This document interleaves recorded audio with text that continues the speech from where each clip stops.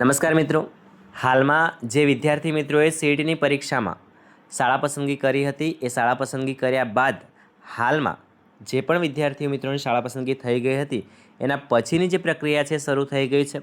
વિદ્યાર્થી મિત્રો, સૌથી પહેલાં આપ સૌને જણાવી દઉં કે અત્યારે તમારું જે પ્રવેશપત્ર ડાઉનલોડ થવાનું શરૂ થઈ ગયું છે।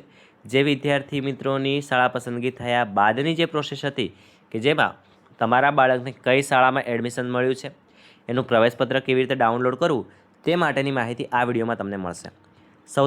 સૌથી પહેલાં તમારે તમારા મોબાઈલ ફોનમાં જે ગૂગલ નામની એપ્લિકેશન છે અથવા ક્રોમ બ્રાઉઝર છે એના પર ક્લિક કરવાનું છે।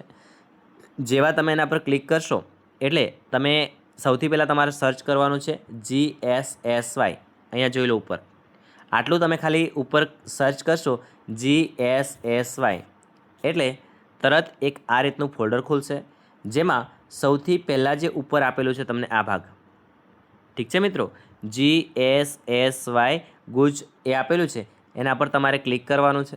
આના પર ક્લિક કરશો એટલે આવું એક ફોર્મેટ ખુલશે જેમાં નીચેની તરફ તમે જોઈ શકશો વિદ્યાર્થી રજિસ્ટ્રેશન એપ્રુવલવાળો ઓપ્શન છે, આ એના પર તમારે ક્લિક કરવાનું છે। કયા ઓપ્શન પર ક્લિક કરવાનું છે? પહેલા નંબરના ઓપ્શન પર, ઠીક છે।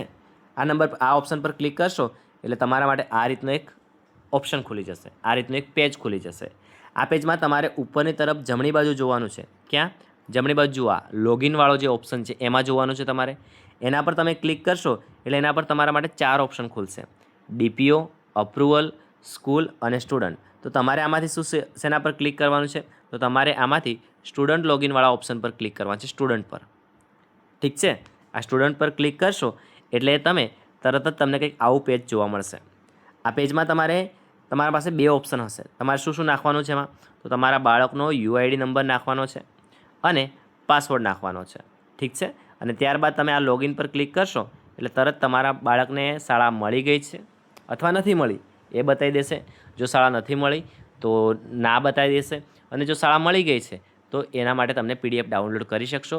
4 તારીખ સુધીમાં તમારે આ 5મા મહિનાની 4મી તારીખ સુધીમાં, એટલે કે 4/5/2026 સુધીમાં તમારે જે છે તે એ જે શાળા તમારા બાળકને મળી છે એ શાળામાં જઈ અને એડમિશન કન્ફર્મ કરાવી લેવાનું છે।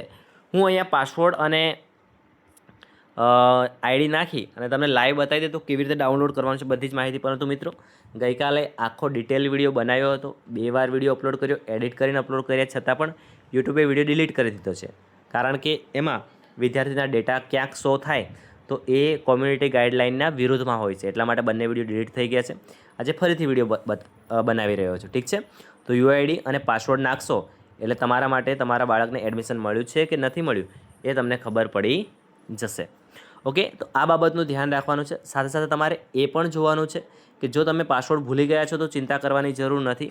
તમે રીસેટ પાસવર્ડ પર ક્લિક કરશો એટલે તમારા માટે આવા 4-5 ઓપ્શન ખુલી જશે, ઠીક છે। જેમાં તમારે શું કરવાનું છે? સૌથી પહેલાં તમારે UID નાખવાનું છે એટલે ઓટોમેટિક નંબર સિલેક્ટ થઈને આવી જશે, તમારો જે રજિસ્ટ્રેશન કરેલો હશે મોબાઈલ નંબર। પછી એના પર ક્લિક કરશો સેન્ડ OTP, આ બાજુ સેન્ડ OTP પર ક્લિક કરશો એટલે તમે OTP આવશે તમારા મોબાઈલમાં, એ OTP નાખી અને વેરીફાઈ કરશો। પછી તમારે પાસવર્ડ સેટ કરવાનો છે, પોતાની રીતે તમે નાખી શકો છો। એ પાસવર્ડ ફરી નાખશો એટલે તમારો પાસવર્ડ રીસેટ થઈ જશે। પછી તમારે રીસેટ પાસવર્ડ પર ક્લિક કરવાનું એટલે રીસેટ પાસવર્ડ થઈ જશે। ફરી પાછું તમારે બેક ટુ લોગિન પેજ પર આવી જવાનું એટલે ફરી તમે અહીંયા આવી જશો। આમાં ફરી તમારે ID અને જે પાસવર્ડ નવો રાખ્યો છે એ પાસવર્ડ નાખશો અને લોગિન કરશો એટલે તમારા બાળકને એડમિશન મળ્યું છે કે નથી મળ્યું એની માહિતી તમને મળી જશે। રેડી મિત્રો? તો આટલી માહિતી છે અને છતાં પણ કંઈ કન્ફ્યુઝન હોય તો નીચે કોમેન્ટ બોક્સમાં મેં લિંક આપેલી છે, એ લિંક પર ક્લિક કરી આપણી પોતાની એપ્લિકેશન છે એ ડાઉનલોડ કરી તમે એમાં મને મેસેજ કરશો તો હું તમને એનો રિપ્લાય આપીશ। સાથે સાથે અગાઉના વિડીયોમાં આપણો કોન્ટેક્ટ નંબર પણ આપેલો છે, તો કોન્ટેક્ટ નંબર તમે પર મેસેજ કરશો તો પણ હું તમને એમાંથી માહિતી આપી દઈશ, ઠીક છે મિત્રો। મળીએ નવા વિડીયોમાં, ત્યાં સુધી જય હિન્દ, જય ભારત, ધન્યવાદ।